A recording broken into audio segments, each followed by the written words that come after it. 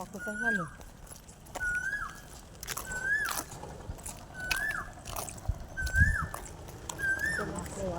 ভিডিওটির শুরু থেকে আজকে আমি আর ভয়েস ওভার দিতে পারলাম না, কারণ কি যখন আমি ভিডিওটা ক্যাপচার করেছিলাম এত সুন্দর কোকিলের ডাক ক্যাপচার হয়েছিল যে আমি আর ওখানে ভয়েস ওভার দিলাম না। তবে যাই হোক, আজকে আমি কিসের ভিডিও শেয়ার করছি তোমরা সকলেই প্রায় জানো, কারণ আমি এর আগে অনেকগুলোই ফটো শেয়ার করেছি। দিনটি ছিল শনিবার, আর সেই দিন সকাল সকাল ঘুম থেকে উঠে স্নান করে রেডি হয়ে মা বাবাকে সাথে নিয়ে বেরিয়ে পড়েছিলাম বড় মায়ের মন্দিরে পুজো দিতে যাওয়ার জন্য। আমার বাড়ি থেকে নৈহাটি বড় মার মন্দির পর্যন্ত জার্নিটা ছিল অনেকটাই। সকলেই জানো যে কিভাবে যেতে হয়, তাও আমি আজকের এই ভিডিওতে একটু শেয়ার করে দিই।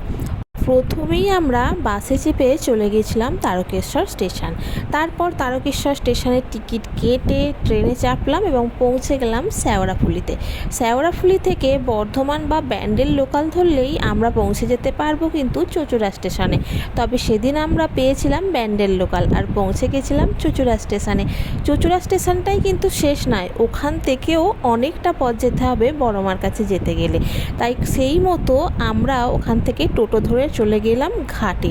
তবে এই জায়গাটার আসল কি নাম আমি জানি না, যে কি ঘাট বলা হয় এটাকে।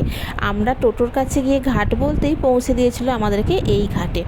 ঘাটে পৌঁছে যাওয়ার পর সেখানেও টিকিট কেটে আমরা চাপলাম লঞ্চে, এবং লঞ্চ আমাদেরকে পৌঁছে দিল বড়মার মন্দিরের ঠিক সামনে। মন্দিরে নেমেই যে আমরা বড়মার দর্শন পেয়েছিলাম এমনটা কিন্তু নয়, যেহেতু ওই দিন শনিবার ছিল তাই প্রচুর পরিমাণে ভিড় ছিল মায়ের মন্দিরে। তাই আমরা দেরি না করে পুজোর ডালাটা কিনে নিয়েছিলাম। পুজোর ডালা কেনার পর যখন লাইনে দাঁড়ানোর জন্য এগোতে থাকলাম, দেখলাম একটা লম্বা লাইন, যে লাইনের কোনো শেষ নেই। প্রায় 2 কিমি পিছনে যাওয়ার পর আমরা শেষ খুঁজে পেলাম এবং সেখানে দাঁড়ালাম। তবে খুব একটা বেশি দেরি কিন্তু করেনি লাইনটা এগোতে, তাও মিনিমাম আমাদের 4 ঘন্টা সময় লেগেছিল বড়মার কাছে পৌঁছাতে।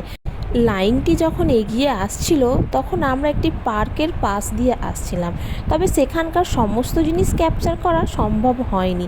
কিছু জিনিস আমি ক্যাপচার করেছিলাম, সেখানে অনেক রকমের পাখি পশু সবই ছিল, কিন্তু সবটুকু আমার ক্যাপচার করা সম্ভব হয়নি।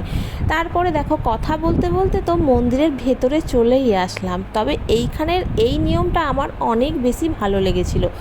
দেখতে মনে হচ্ছে অনেক লাইন বা অনেক মানুষ, কিন্তু এই সময়টা বেশিক্ষণ কিন্তু একদমই লাগেনি মন্দিরের ভেতরে প্রবেশ করতে।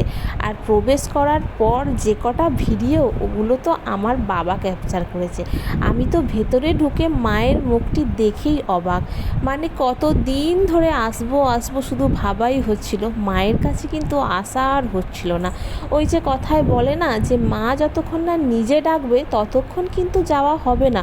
এটা কিন্তু আমি সত্যিই বিশ্বাস করি, কারণ অনেকবার প্ল্যানিং করেছি যাওয়ার জন্য, পুজো দেওয়ার জন্য, একবারও কিন্তু সফল হতে পারিনি।